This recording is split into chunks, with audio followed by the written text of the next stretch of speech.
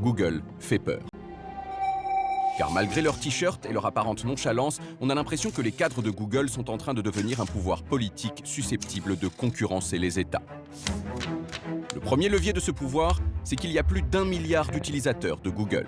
Et lorsque Google n'est pas content de ce que fait le gouvernement, elle peut communiquer ce mécontentement immédiatement à des centaines de millions de personnes. C'est ce qui s'est passé en 2012 avec ce qu'on a appelé le Stop Online Piracy Act. Le gouvernement américain souhaitait faire passer une loi pour lutter contre le piratage informatique, loi qui s'attaquait notamment à Google.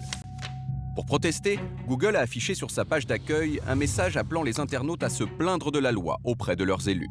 En 24 heures, la pancarte virtuelle est vue par 1,8 milliard de personnes. Et la loi est retirée quelques jours plus tard.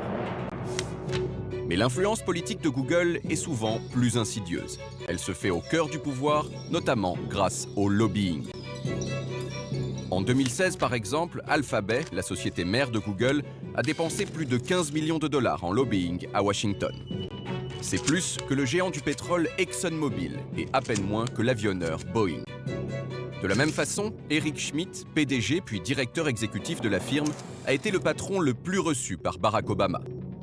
Enfin, entre janvier 2009 et avril 2016, 61 employés de Google ont été embauchés par la haute fonction publique américaine. Et 197 employés du gouvernement ont été embauchés par Google.